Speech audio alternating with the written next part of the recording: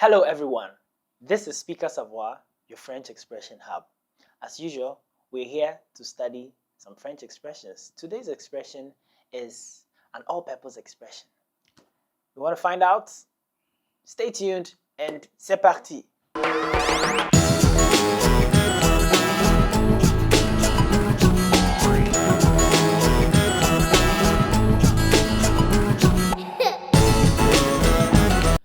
The expression we're looking at today is dis donc, also pronounced dis donc.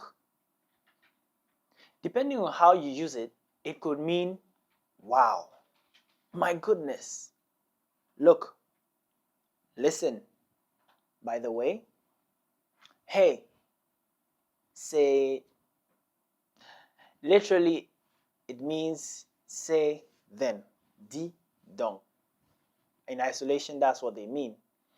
But it's an all-purpose expression that could mean so many different things, and that's why it's difficult to translate into English. It depends so much on the context in which you use it. But it can be broken down into three main contexts.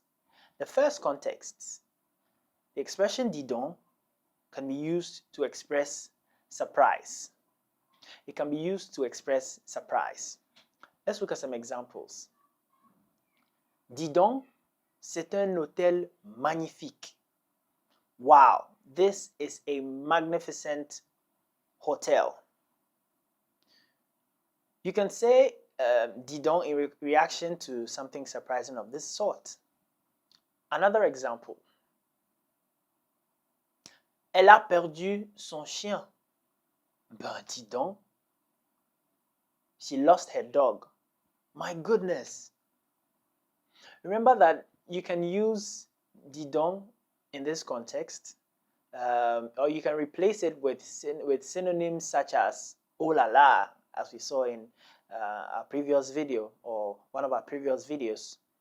You can also replace it in this context with ça alors or tiens, which you have not looked at yet. So the first context is to express surprise. The second context is to draw attention, to draw someone's attention to what you are about to say. Let's look at an example. Dis donc, travaillons sur le projet maintenant.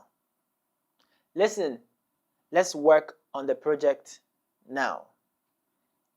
So you see, you use this expression to also ensure that people are listening to what you have to say. Another example. Dis donc, mon père vient avec moi. By the way, my daddy is coming with me. The third context is a combination of the previous two contexts that we have looked at. So dis donc can be used to indicate surprise, at the same time, surprise and displeasure probably, at the same time drawing other people's attention to what you have to say. A bit complicated, you think? Let's look at this example and you may understand. Mais dis donc, il ne faut pas parler ainsi. Hey, listen, you don't have to speak this way. Okay? Or you shouldn't talk like that. Now, this is at the same time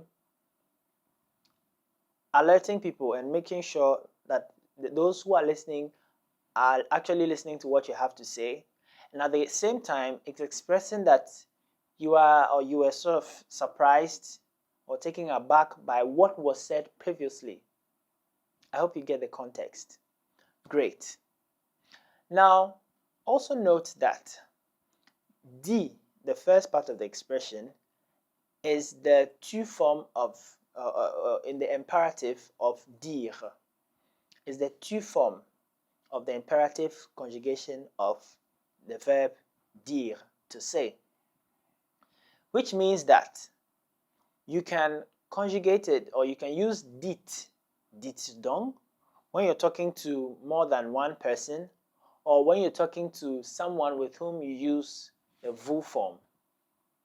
I repeat, dit is the tu form of the verb dire when you're conjugating in the imperative, meaning that you can use dit when you're talking to more than one person, or when you're talking to someone with whom you use the vous form.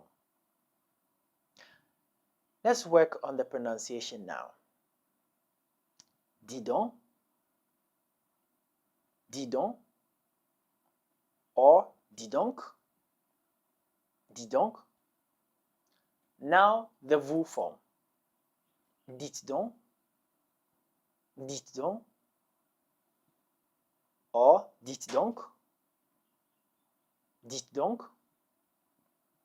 Sometimes you may hear something like b, a little filler like b, dis donc, dis donc. So that b, often spelled B-E-N, B-E-N, is like a filler. It's a filler that precedes dis donc in most cases.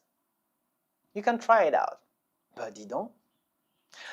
Ladies and gentlemen, we've got to go. Merci d'avoir suivi cette vidéo. Thanks so much for watching this video. If you have any comments, do not hesitate. N'hésitez pas à le mettre dans la boîte à commentaires, in the comment box. Remember, c'est en forgeant qu'on devient forgeron. Practice makes perfect. See you in the next video. Au revoir.